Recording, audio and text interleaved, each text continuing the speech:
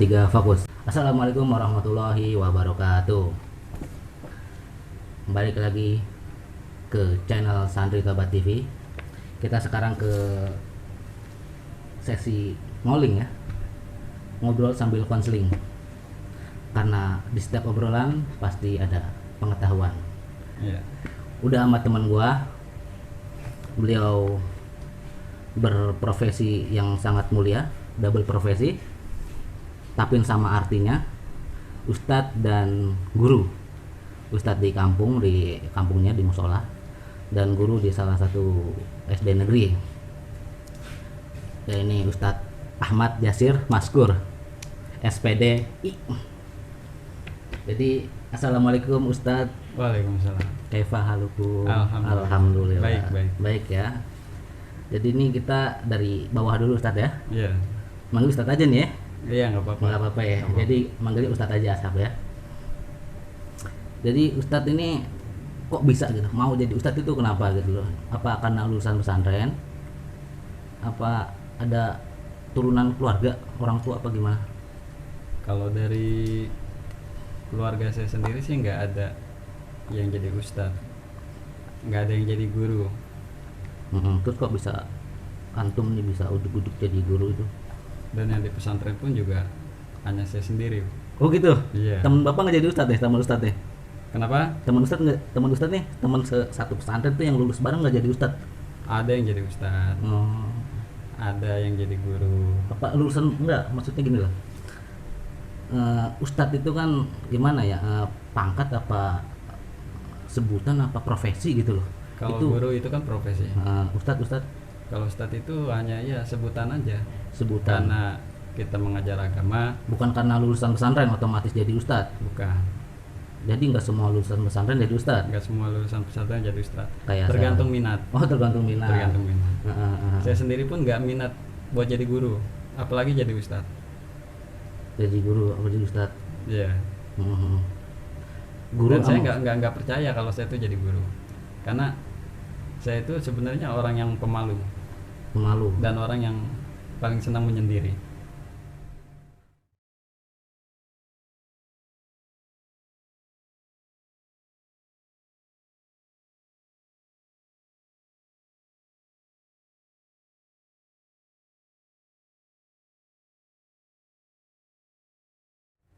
Jadi yang memotivasi saya untuk menjadi guru, sebab ada peribahasa yang mengatakan al ilmu bila amalin kasajaru bila samarin. Ilmu yang tidak diamalkan itu ibarat pohon yang tidak berbuah. Apalagi kita ini kan santri, Bang. Oh, kita Abang ya. kan juga pernah mondok kan? Iya, betul. Makasih loh. Mas kasih udah diingetin. Iya. Jadi santri itu kan asalnya dari dua kata. Apa tuh? Bahasa Inggris. Sun yang berarti matahari, tree yang berarti pohon. Jadi santri itu seperti matahari yang menyinari, seperti pohon yang meneduhkan. Nah, pohon aja yang nggak ada buahnya itu bisa neduhin. Gimana yang ada buahnya lebih bisa diambil manfaatnya. Nah, ilmu yang diamalkan itu yang diajarkan kembali itu ibarat pohon yang ada buahnya. Jadi selain tempat meneduh bisa kita ambil manfaatnya. Nah, jadi itu yang memotivasi saya untuk menjadi guru. Memanfaatkan ilmu yang dipunya. Memanfaatkan ilmu yang ada, subhanallah. Iya. Berarti emang harus jadi guru biar bisa memanfaatkan ilmu. Jadi ustadz itu enggak? Ya tidak juga seperti itu, karena saya memang dari awal pendidikan Islam dari mulai MI, terus saya masuk pesantren di Bogor, Ummul Qura Islami, atas pimpinan Kiai Haji Helmi Abdul Mubin. Ya, mudah-mudahan panjang umur. Amin. Guru saya ini. Amin. Dan semua muridnya diberi ilmu yang manfaat. Amin. Kurang lebih 6 tahun. 6 tahun di Bogor. Bukannya sekelas dulu kita ya? Iya. Oh gitu ya. Cuma dulu kita belum kenal, Bang. Oh gitu. Iya. Cuma alhamdulillah kita sekarang bisa silaturahmi. Walaupun sekarang penampilan kita beda-beda ya, tapi tetap lah ya silaturahim gitulah. Antum ustadz, saya apa gitu. Santri Tobat. Oh subhanallah, Santri Tobat. Santri Tobat TV jangan lupa ya. Subscribe. Nih Ustadz yang ngomong, Ustadz. Dislike. Dislike itu. Karena like itu udah umum bang. Oh gitu. Iya nggak apa-apa deh, yang penting subscribe aja dulu deh ya. Jadi motivasinya itu ya dari tadi apa, al ilmu bil amalin Kasajaro bila samarin. kemarin. Motivasinya latar belakang nggak ada gitu kan. Apa emang dulu didesak orang tua pas masuk pesantren gitu, kenapa bisa masuk pesantren gitu loh. Sebenarnya masuk pesantren itu, Kita mundur lagi nih. jujur kalau saya masuk pesantren itu beda dengan orang-orang. Saya Bukan- nggak boleh kata. Orang-orang ada kemauan masuk pesantren atau orang tuanya menginginkan. Kalau saya memang orang tua menginginkan masuk pesantren karena lingkungan saya dulu tinggal di Jakarta Selatan, daerah Bayoran. Itu lingkungan yang bisa dikatakan kurang baik, Oh, kurang baik. barbar istilah sekarang mah ya kali ya. Wah kalau barbar nggak tahu juga. Oh, jangan juga Pokoknya ngerti. kata Cara ngomong baik orang gitu. tua saya kurang baik. Nah, karena saya masih kecil kan belum paham. Nah, saya dimasukkan pesantren. Pada awalnya saya nggak mau, tapi mengingat saya punya orang tua keras, jadi saya mulai mau. Jadi begitu saya masuk, terpaksa mau. bukan terpaksa mau, memang mau, memang mau bukan terpaksa. Jadi begitu saya masuk pesantren, saya punya teman baru di kamar. Pesantren tuh, masuk pesantren tuh umur berapa? Lulus SD? Lulus apa? SD, Lulus lulus SMI langsung masuk pesantren. Terus kami langsung pesantren. Jadi ya, teman-teman saya itu pada nangis hari pertama, kedua sampai seminggu. Kalau saya enggak, seneng. Kenapa tuh? Ya karena Gak sama orang tua? Apa gimana? enggak sama orang tua. Karena bapak saya itu Galak. galaknya minta ampun. Nggak betah di rumah kali ya? Enggak betah di rumah. Diomelin mulu. Diomelin mulu. Berarti terpaksa bapak masuk pesantren? Enggak terpaksa. Lah itu kan tadi. Enggak terpaksa. Kalau terpaksa itu kita justru enggak betah. Jadi saya masuk pesantren. Ya alhamdulillah. Oh. Kesempatan ya buat nggak di rumah gitu ya? Ya kesempatan. Awalnya seperti itu bang. Tapi seiring berjalannya waktu, mulai kenal guru-guru, mulai belajar, mulai ada titik nyamannya. Berarti Ustadz juga nih sempat nggak betah juga berarti kan mulai nemu titik nyaman. Berarti sebelumnya nggak nyaman, sempat nangis juga, sempat Kalau nangis enggak nyaman doang. nyamannya itu kalau malam lagi lapar bang. Biasa di Emang rumah nggak dikasih. Oh, ngorek dapur ada makanan. Kalau pesantren enggak. nggak ada dapur juga. Ngorek sih. lemari ada bakotun bang. Bakotun memang bangsat. Bangsat bakotun tuh bangsat. Apa kutu bangsat ya bakotun. Kutu busuk katanya. Kutu busuk apa kutu bangsat?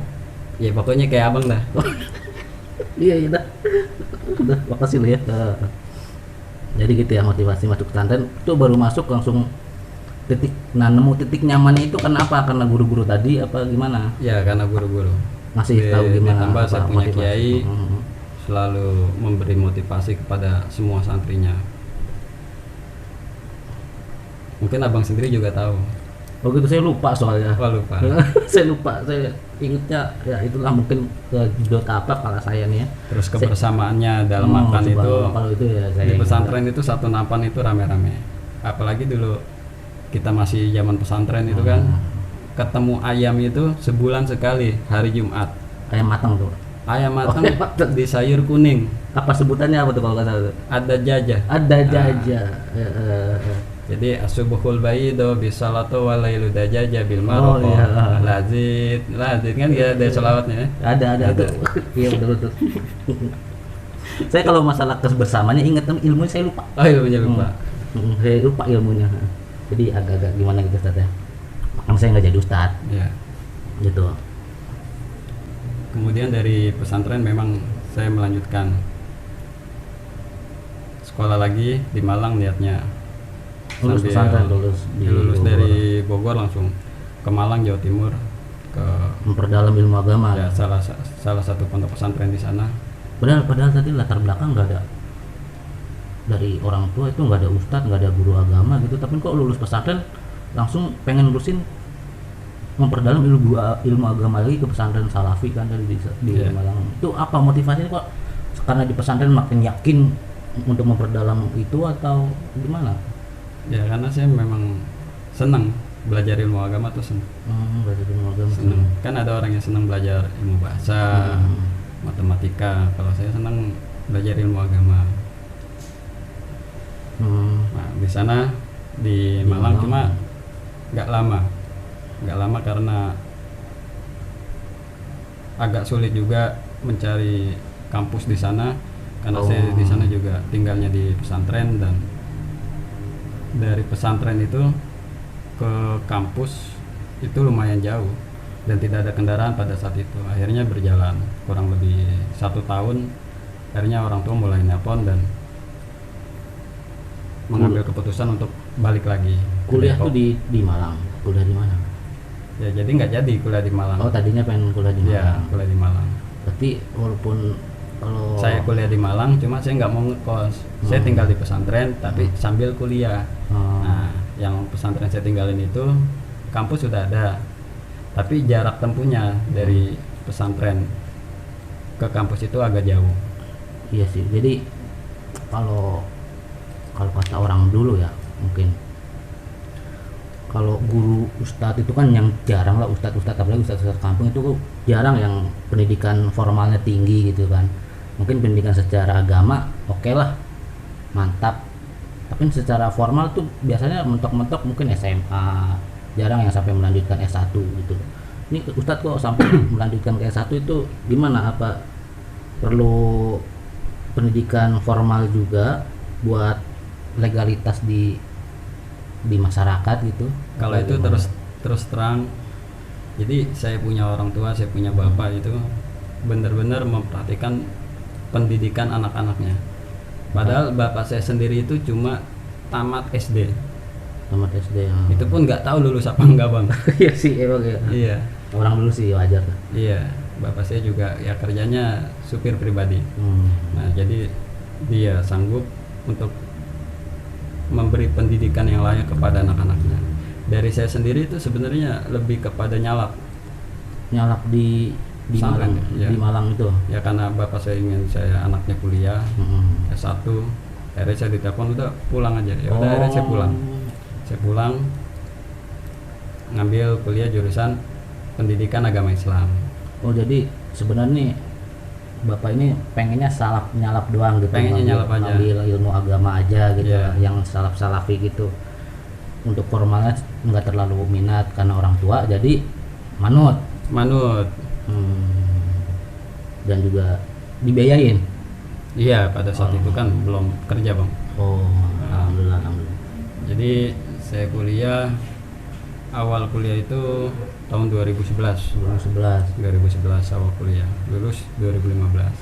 Nah, mulai di tahun 2011 kurang lebih 2012 awal itu saya mulai termotivasi untuk mengajar Jadi di salah satu madrasah di Jakarta Selatan. jadi guru Karena pada berarti saat ya? itu saya tinggal di Kalibata. Belum jadi ustadz guru ngaji gitu di musola. Sebenarnya sih kalau ustadz guru itu sama aja. Sama aja. Karena berhubung saya ngajar TPQ, di sini mungkin ya dipanggilnya ustadz. Oh, Saya ngajar di SD dipanggilnya Pak Guru. Pak Guru. Gitu loh, Bang. Sama aja ya, maksudnya kan kalau di Indonesia lah umumnya gitu kan, namanya ustadz tuh yang ngajar di musola, ngajar Iya. ngaji gitu Iya, kan. kalau di sini dipanggil ustadz ya karena ngajar di TPQ tiap habis ya, maghrib. itu. Setiap habis maghrib kurang lebih dari jam 6:30 sampai jam 8 lah. Jadi guru dulu atau jadi ustadz dulu? Jadi guru dulu. Jadi Guru dulu itu di Madrasah Ibtidaiyah di Jakarta Selatan. Itu awal mulanya juga saya takut, Bang. Jadi guru kenapa? Takut karena waktu di pesantren pun ada ujian amalia tadris itu. Amalia tadris itu jadi ujian mengajar. Itu saya mendapat nilai C. Oh ya, mulai tadi. Ya, itu C. C itu benar-benar rendah kan? Saya benar-benar saya. Ya karena saya megang apa namanya? Kapur ya, betul. Spidol. Sepeda apa kapur dulu? Kapur dulu masih kapur. Oh, kapur. Dulu masih kapur. Tua banget bapak ya. Papan hitam, blackboard. Oh, blackboard. Iya. Yes. Itu megang kapur aja. Mau nulis bismillah aja tuh semenit. Masa menit lah. Iya, ngilangin gemeteran. Oh ya, gini tenan. Udah nggak gemeteran baru saya nulis bismillah. Dan itu pun ngomong juga sulit. Nah, makanya begitu saya mulai ngajar, khawatir nih bisa apa enggak nih. Tuh, akhirnya kata saya punya ibu, udah bismillah, coba aja dulu. Nah, itu kebetulan adik saya sekolah di sana. Oh, ngajar adik. Sekolah di sana. Akhirnya Saya coba, saya bawa lamaran, CV, CV ya. ya, dan ketemu langsung sama kepala sekolah. Akhirnya kepala sekolah bilang, "Bang, sales apa ya?" Oh, Saya ditanya sales. sales ya. Iya, karena saya nggak tahu kan dunia pendidikan gimana. Saya pakai kemeja, saya pakai Putih, hitam putih gitu. enggak hitam putih Oh, juga. enggak Bang. Cuma ditanya sales apa ya, katanya gitu. Ah. Akhirnya saya bilang maksud dan tujuan saya apa. Akhirnya alhamdulillah diterima. Begitu ngeliat ijazah dari pesantren, wah, alhamdulillah dipertimbangkan. Akhirnya setelah tahun ajar baru ditelepon untuk rapat awal tahun. Dan di situ baru alhamdulillah saya kenal guru-guru. Dari situ baru mulai Pak, ngajar. di telepon langsung ikut rapat awal tahun. Langsung awal tahun, rapat awal tahun. Itu Jadi ditelepon sebelumnya. udah diterima, di dua telepon minggu itu udah sebelumnya. konfirmasi diterima. Iya. Sebagai guru agama. Iya. Oh, pada saat itu kalau di madrasah itu kan nggak ada guru agama. Oh, karena udah madrasah ya. Iya, Jadi jadi madrasah nggak ada pelajaran agama. justru madrasah itu hampir semua pelajarannya agama. Oh. 70% agama, 30% umum. Oh, lebih ini ya, Karena lebih banyak. Karena sebenarnya sih sama. Cuma yang membedakan kalau di SD itu kan hanya pelajaran agama, di situ semua mencakup semua. Tapi fikih, kalau di pelajaran. madrasah, fikihnya beda, Al-Quran hadisnya beda, akidah akhlaknya beda, SKI-nya berbeda. Jadi gitu. Jadi semua guru itu menguasai. Kalau di madrasah itu saya megang kelas 3. Satu kelas. Satu kelas semua matkul. Semua mata pelajaran saya megang. Semua mata pelajaran. Itu kurang lebih dari 2011 sampai 2013. Ini ada pertanyaan nih. Dulu saya pernah dapat pertanyaan antara ketika kita tinggal di pesantren menuntut ilmu agama lah ya, kita dibutuhkan di pesantren itu buat tenaga pengajar, buat bantu-bantu pesantren. Tapi tiba-tiba orang tua kita pun yang di rumah, yang di kampung menelpon kita untuk minta bantuan kita urgent, karena kalau kita nggak datang ya nggak ada yang ngerjain, nggak ada yang bantu apa gimana. Itu pilihannya mana antara nurut sama guru di pesantren, kayak di pesantren, atau nurut sama orang tua? Kalau jawaban saya pribadi, karena saya punya guru, Kiai Helmi itu mengajarkan dahulukan orang tua. Tapi pesantren butuh bapak di sana. Ya tetap kita izin ke orang tua, bahwasanya guru kita membutuhkan kita di pesantren. Nah, tapi ya karena orang tua butuh banget kita, ya kita harus pulang. Jadi mementingkan orang tua dulu. Ya, tapi tidak membelakangi guru. Tetap izin sama guru, minta izinnya, minta restunya. Saya nggak bisa karena orang tua lebih butuh. Mesti guru mengizinkan. Mesti guru mengizinkan ya. Mesti. Jadi birrul walidain. Birrul walidain. Oke. Jadi udah terjawab itu ya pertanyaan. Waktu itu saya dapat pertanyaan kayak gitu tuh. Nggak tahu di apa, lupa saya pernah ada pertanyaan kayak gitu. Jadi gimana, ada masalah mungkin keluh kesah selama jadi guru? Soal sekarang kan katanya kan udah zaman gadget, zaman dawai kan. Dawai itu bahasa Indonesia yang baik dan benar buat HP itu. Ya memang kesulitannya di HP memang. Minatnya anak-anak ini masih banyak yang mengaji atau udah pada males karena ada gawai pedawai Di sekolah atau di TPQ? Di TPQ ya. Kalau di TPQ alhamdulillah. Kalau sekolah kan formal Pak. Kalau di TPQ alhamdulillah. Jadi yang masuk TPQ kan yang memang dia berkeinginan untuk menimba ilmu agama. Masih banyak. Banyak. Oh, masih banyak yang berminat di sini. Alhamdulillah masih Cuma banyak kalau yang di SD mengaji. kan ya bukan minat dia untuk belajar ilmu agama. Kalau di sekolah maaf. Karena ya memang dia ingin menyelesaikan jenjang pendidikan. Formal pendidikan formalitas ya. Dan minat atau bakat siswa itu kan berbeda-beda. Ada yang di agama, ada yang di sainsnya, ada yang di bahasanya.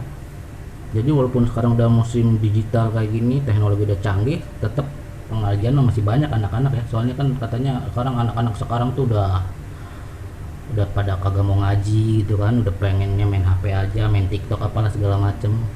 Ya itu kan memang katanya di lapangan mah katanya. Cuma kalau di sini alhamdulillah. Alhamdulillah masih ramai ya. Itu cara mengatasi buat anak-anak yang di kampung lain mungkin yang masih sepi peminat buat ngaji kayak gitu gimana Ustadz? Mungkin Ustadz sini punya strategi marketing yang mantap gitu jadi anak-anak sini pada ngaji gimana? Mungkin guru-guru Strateginya sih satu bang, apa tuh? bersosial. Guru-gurunya ustadz-ustadznya bersosial. Ya kalau memang abang bisa datang ke suatu kampung ya bersosial. Ngajak ngaji gitu. Nah iya. Oh, terus yang ngajiin siapa yang ngajarnya? Kenapa? Yang ngajiin siapa? Ngajar ngaji, kita bersosial nih buat ngajak ngaji. Terus yang Ya. ngajar siapa? Abang sendiri. Lah kok kita kan bukan ustadz sama. Nah justru dari situ abang bakal panggil ustadz. Oh begitu. Iya. Ngajar alif bata itu. Ayo sekalipun alif bata. Begitu ya. Guru awal itu yang ngajarin alif bata itu yang benar-benar harus kita hormati. Temen saya makanya enggak deh alif bata. Jadi ustadz enggak deh. Enggak ya? Malu saya sama akhlak saya. Malu ya. Mana enu loh bang? Subhanallah, itu dia Pak. Ya kita mah bagian ini aja deh, bagian itu apa namanya ya, bagian kasarnya aja. Udah kata ada bagian nyapu bersih gitu Saya lah. juga sebenarnya kasar bang orangnya. Saya malu kasar. Ya iyalah bos, kalau halus mah Setan berarti saya gak malu Iya. halus. jadi gitu. Keluh kesahnya jadi guru, nggak senangnya apa aja jadi selama jadi guru jadi ustadz ya. Kalau keluh kesahnya sendiri ya awal mula jadi guru mungkin susahnya itu ya kita menyesuaikan diri kita dengan kelas, dengan murid, apalagi kan awal mulai jadi guru itu tahun 2011 itu saya dipercayakan mengajar kelas 3. Kelas 3 itu kan masih Sepiyik. ya masih anak-anak sekali. Cuma ya sabar Kudu sabar jadi guru ya. telaten tuh. Ya alhamdulillah lama-lama bisa menyesuaikan. Cuma kalau senangnya jadi guru ya jadi ketika ada masalah apapun masalahnya, begitu kita datang ke sekolah tuh ngelihat anak-anak seolah-olah anak-anak tuh menjadi obat. Walaupun bandel anak-anaknya ya. Walaupun bandel Nah, itu menjadi obat tersendiri buat kita. Jadi yang tadi kita sedih jadi terhibur, jadi nyaman juga jadi guru ya. nyaman. Jadi dulu tuh ada apa namanya, ada suatu quote dari salah satu kiai itu yang Ustadz pernah ngomong itu ke saya tuh, Gimana yang pendidikan hiburan terindah bagi guru adalah rekreasi. Rekreasi gurunya itu ya mengajar. Rekreasi guru itu mengajar. Subhanallah. Berarti wabillahi taufik wal hidayah. Assalamualaikum warahmatullahi wabarakatuh.